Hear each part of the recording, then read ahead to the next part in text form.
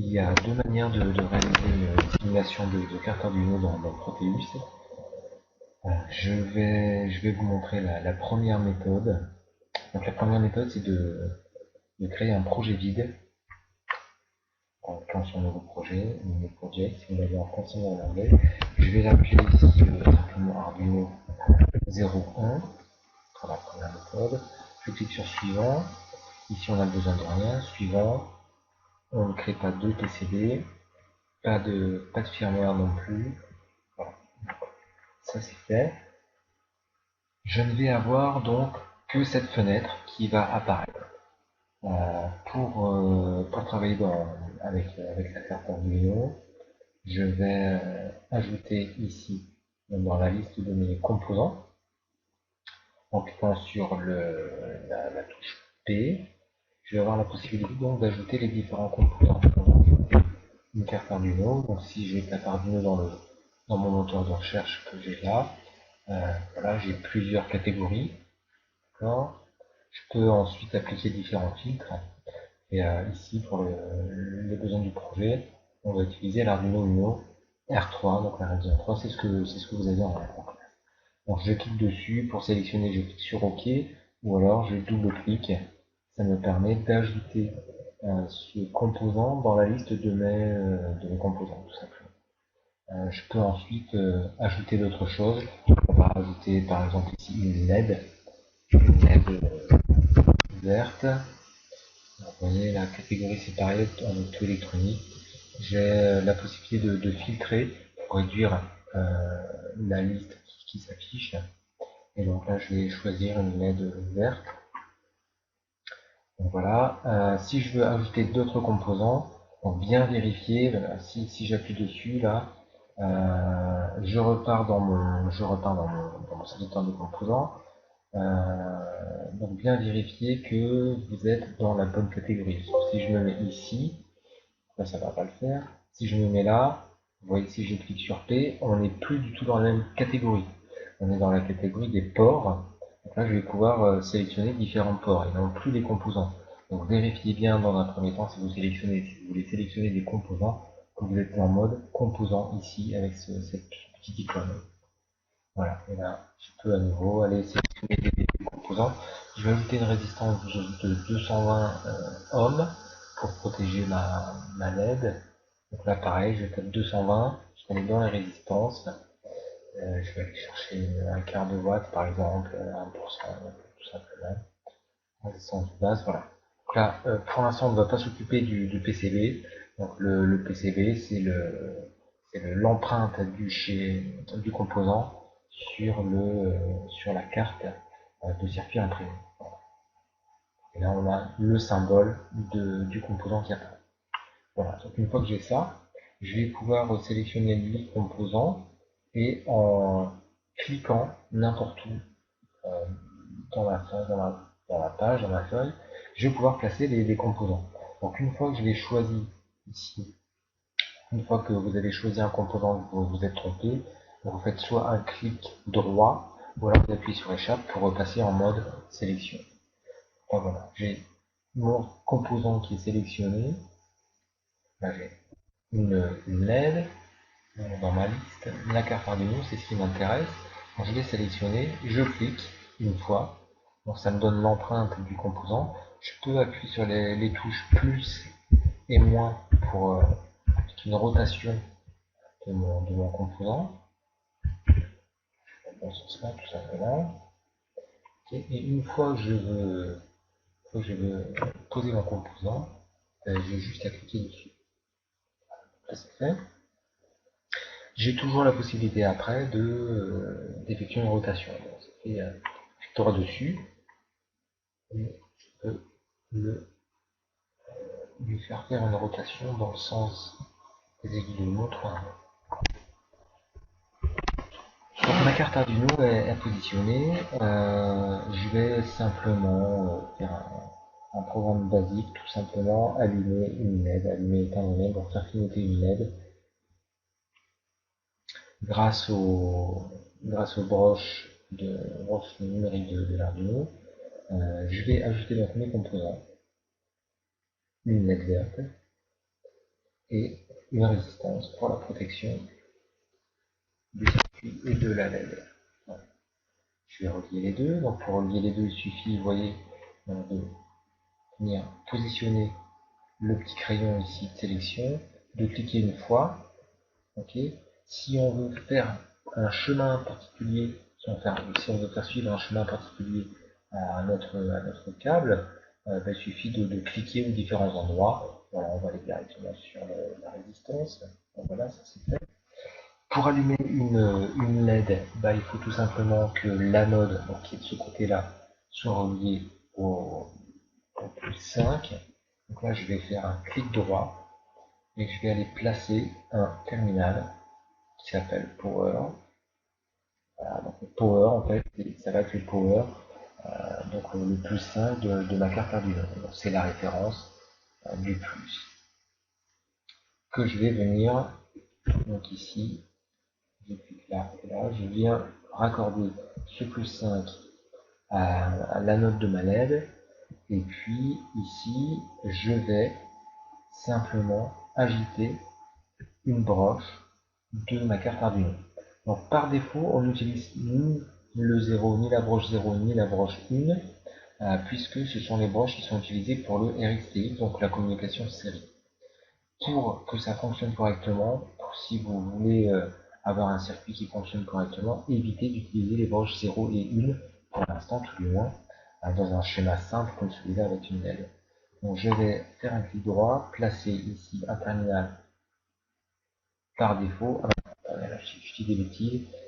J'ai pas besoin d'ajouter un terminal par défaut puisque là je vais relier, j'ai tellement l'habitude de faire dans l'autre sens, je vais relier directement la broche de mon Arduino et vous verrez donc dans la deuxième méthode pourquoi je suis parti dessus. Donc la broche 2 de mon Arduino, ici, donc voilà, je peux cliquer là, là, là, là, comme ça je le fais sur un chemin bien particulier. Donc à la résistance pour boucler, donc pour que ma cathode soit reliée à mon Arduino. Alors, pour pouvoir allumer ma LED, il faut bien entendu que j'ai une différence de potentiel entre l'anode et la cathode. Donc si j'ai plus 5, ça je peux pas le changer. Si j'ai plus 5 ici, pour que ma LED s'allume, il faut que j'ai 0. Et pour que ma LED soit éteinte, forcément, si je mets plus 5 au niveau de la broche 2, j'aurai plus 5 et plus 5 ici. Donc plus 5 et plus 5 aux broches, un peu de choses près, on enlève la résistance, aux bornes de ma LED. Donc, comme je n'aurai pas de différence de potentiel, pas de circulation d'électrons, et donc pas d'électricité, pas de courant, ma LED restera éteinte.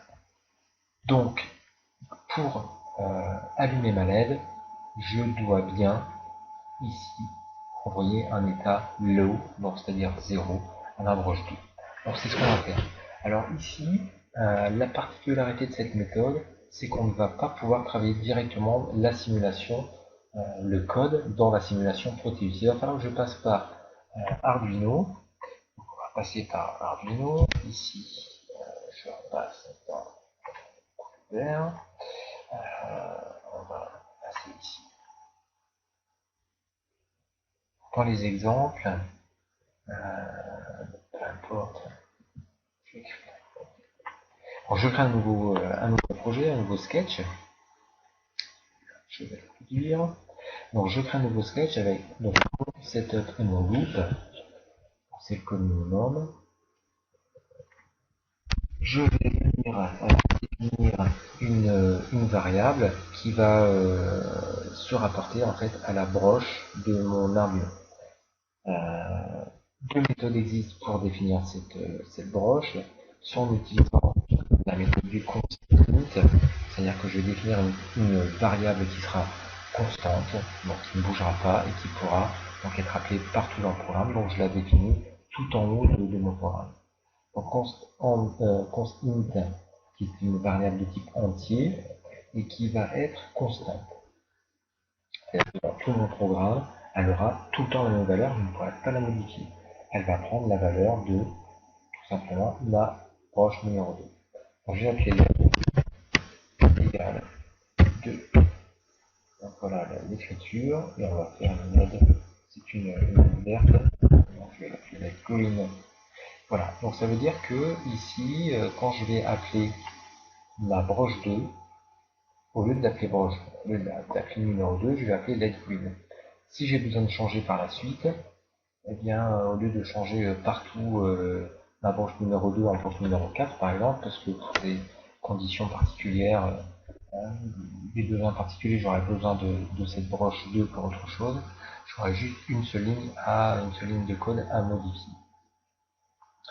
Je vais définir ma broche 2 avec green. Ensuite, on va définir le mode de fonctionnement de la broche 2. Donc, elle s'appelle LED green. Et là, on va lui mettre que c'est une sortie, puisque je vais envoyer quelque chose vers mon circuit, donc vers ma LED. Le mode de fonctionnement de la LED, de la broche, pardon, numéro 2, puisque ici, partout dans mon code où le compilateur va retrouver LED green, il va le remplacer en fait par 2, et 2, ça correspond à ma broche numéro 2. Voilà, et puis ici, donc, je vais utiliser, comme c'est une broche numérique, l'instruction write. Pareil, je vais appeler ma broche numéro 2, donc dans les green, et là je vais les mettre high. Rappelez-vous ce que je vous ai dit, si je mets 5 volts ici, j'ai 5 volts à la cathode, 5 volts à l'anode, et donc il n'y a pas de différence de potentiel, donc là ma LED, elle est éteinte. Je vais mettre un delay, une pause de 500 millisecondes par exemple, et ensuite je vais tout simplement faire un copier-coller de l'ensemble.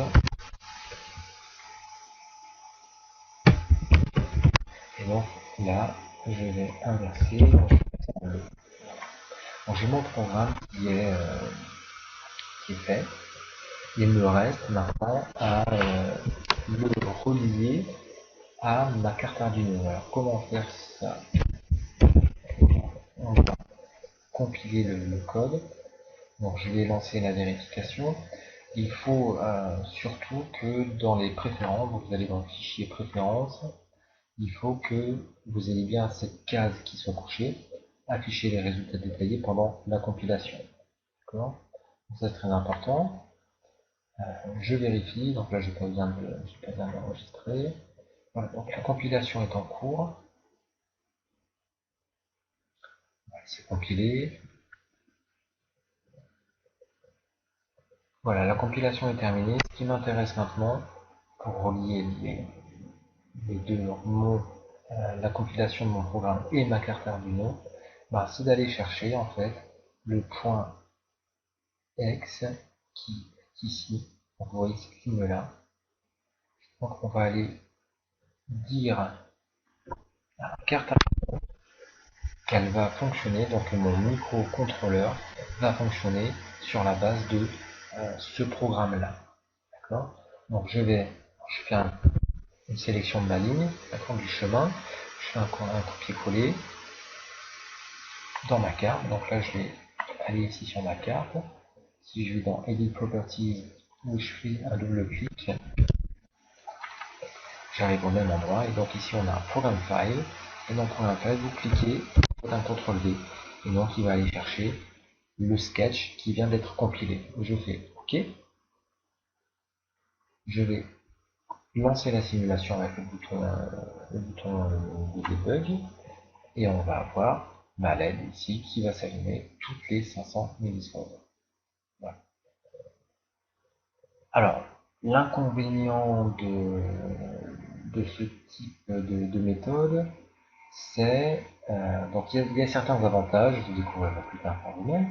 L'inconvénient, c'est que ici, si je veux modifier quelque chose, donc il faut que j'arrête la simulation, que je repasse dans mon programme.